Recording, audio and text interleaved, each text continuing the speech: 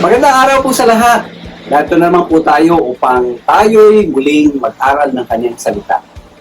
Tayo po'y nahaharap sa isang gera. Huwag kayo matakot. Hindi ko po tinutukoy yung literal na gera. Kundi, nung tayo po'y una nakipag-isa kay Kristo, tayo po ay naharap na sa isang gera. Para hindi lang po natin napapansin. Ito po ay ang spiritual na pakikibaka. Sapagkat meron po tayong kalaban. Kaya ngayong oras na ito, hayaan niyo po na gabayan po kayo upang atin pong talakayin soldiers of Christ.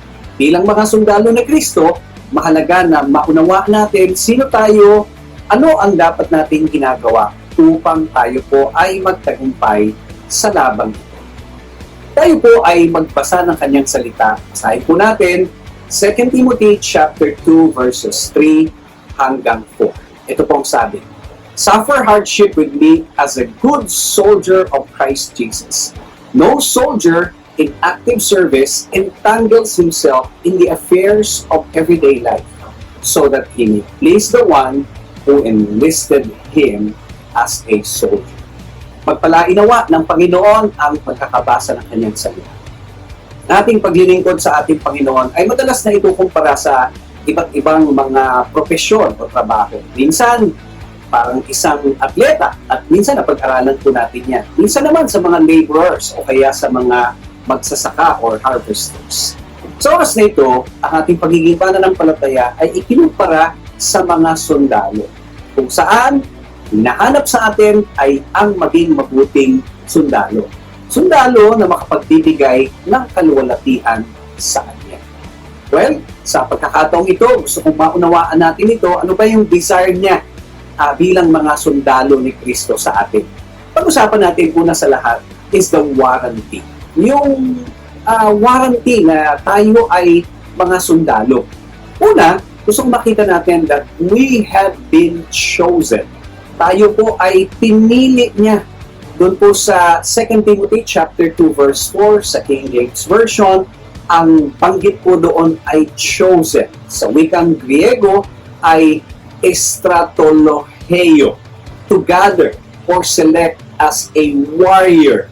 That is, enlist in the army. Choose to be a soldier. Yun po yung tunay na original na kahulugan. Yung pagkakapili po sa atin, not an involuntary draft. We are enlisted. At ang nag-enlist sa atin, ang Diyos mismo. We were chosen as we respond in faith to the call of the gospel. The moment na nakipagkaisa tayo kay Kristo, tayo po ay na-enlist bilang mga sundalo ng ating Panginoon. Yung pong army o sundalo ng ating Panginoon ay mga volunteer armies, no?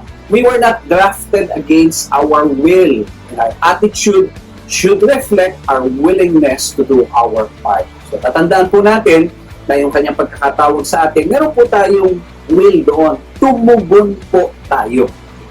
Ikalawang bagay na gusto kong pag-aralan natin is the work.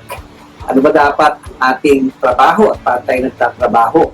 Una, gusto kong maintindihan natin that it is an active service.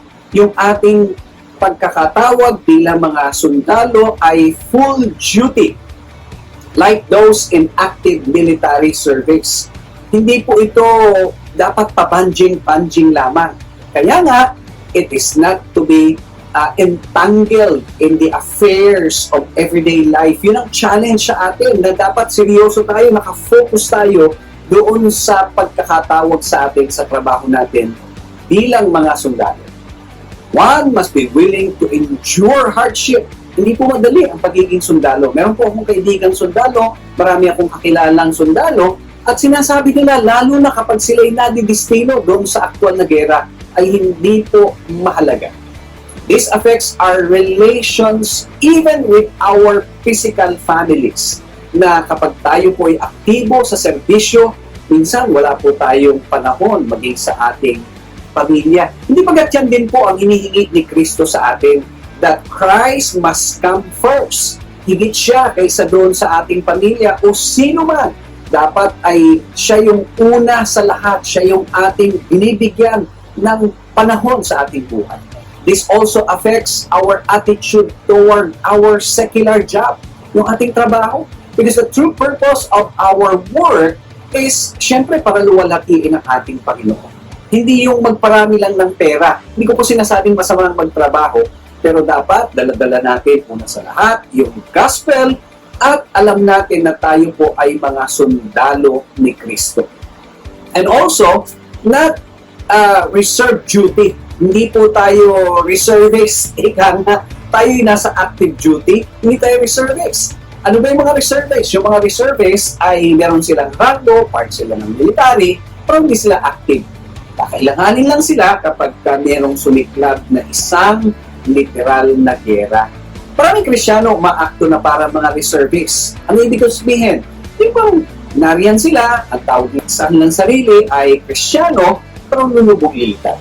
At hindi sila aktibo sa paglilingkod, at para bagang minsan ay bisita nga lang sila sa church. O minsan ay iniisip nila ay mag-church hopping. Sabi nila, lahat naman ng church ay iisa lang. Tama naman po yun in a general sense. But you need to go and stay with your assignment. Ang mga sundalo po, may kanya-kanyang batalyon din yan. Meron din po silang kanya-kanyang kampo. Hindi ka basta pwedeng pumunta kung saan mo lang gusto. Yun po ang sinasabi natin dito, that we are in an active service. Dapat po maging responsible tayo at maging seryoso tayo doon sa ating responsibilities. Ang lahat ng sundalo sa army ng ating Panginoon, lagi nating tatandaan, tayo po ay nasa aktibong duty. At minsan po ay ang iba nasa front line pa. Ang iba naman, kung minsan ay nasa supporting role, kagaya ng mga taga-panalangin, kagaya ng mga taga-suportang financial, pero yung mga nandun sa front line, maaring mga pastor, o yung mga missionaries na nandun mismo sa mga restricted areas na nilalagay nila yung kanilang sarili upang mapaglingkuran ang ating Panginoon. Ikatong bagay, pag-usapan po natin the warfare. O, pag-usapan natin mismo yung ating pakikibaka. Dito pumapaloob our enemies. Sino ba ang ating kaaway? Sabi ng Biblia, meron tayong kaaway, spiritual forces of wickedness. Yan, makikita natin yan doon sa aklat ng Efeso 6, na ang kalaban natin ay hindi nakikita, pero powerful. At dapat tayo po ay alam natin kung paano kakalabanin ang ating kaaway. Binigyan tayo ng Diyos ng armor, at ang sabi niya, dapat suot-suot natin yung armor na yan. Hindi lang yon, kalaban din po natin yung physical lust, which wage war against the soul. Asan ba yon? Nandito mismo. Tayo, yung sarili natin, yung gusto ng ating katawan, yan, kalaban din natin. Bakit? Kasi ito'y naglalayo sa atin sa Diyos. Habang tayo nabubulid sa kasalanan, sa pita ng laman, lumalayo naman tayo doon sa Diyos na tumawag sa atin. Ano pa? The unrighteousness and ungodliness of men. Yung pagiging hindi matuwid at hindi pagiging makadiyos ng tao, aba nakakahawa po yan. Maraming tao na may Diyos sa kanilang puso. Pero pag laging ang sinasamahan natin ay mga taong walang takot sa Diyos, mga taong ang sinusunod ay kanilang sarili, hindi mo papansin, nagiging kagaya ka rin nila. Mga taong hindi natatakot sa Diyos, mga taong ang kanilang Diyos ay yung kanilang vile passions, yung kanilang pitak ng laman. Kaya ingat-ingat po tayo, sinong klase ng tao yung sasamahan natin para tayo po ay makapagpatuloy bilang mabuting sundalo ng ating Panginoon. Ano ba ang ating objectives? Well, our objective is to produce the fruit of the Spirit in our own lives. Yan po binabanggit dun sa aklat ng Galatia 5 na dapat ay meron tayong bunga ng Espiritu Santo, dapat evidence sa ating mga buhay yung mga bunga ng banal na Espiritu Santo to bring every thought into submission to Christ. Yan po yung objective natin bilang mga Kristyano. Hindi po tayo nandito sa mundo ito para mag-enjoy, para gawin yung mga gusto natin sapagkat meron po tayong duty na dapat nating i-fulfill. And another thing is to help those ensnared of the devil to escape. Yung mga nadaya, yung mga patuloy na nililigaw ng kaaway, ang gusto ng Panginoon, tulungan natin sila na makalaya mula dito, mabuksan ang kanilang kaisipan, maging mulat sila sa ebanghelyo ng ating Panginoon, and therefore, kanilang panindigan at yakapin yung katotohanan ng kanyang salita upang sila ay makasunod din gaya natin sa kalooban ng ating Panginoon. So, kung atin pong naintindihan yung ating gera, hindi po tayo magpapabanching-banching. Bakit? Sapagkat seryoso pala ito. At kapag nasa gera, at hindi ka po alerto, baka ikaw ay tamaan. At hindi ka na makakauwi doon sa iyong tahanan sapagkat doon sa gera ay mamamatay ka na. Pero ang isang sundalo na nakafocus, alam ang kanyang ginagawa, and always putting a guard to himself ay mapoprotektahan at may pagpapatuloy ang kanyang pagmimisyon. The opposition is mighty.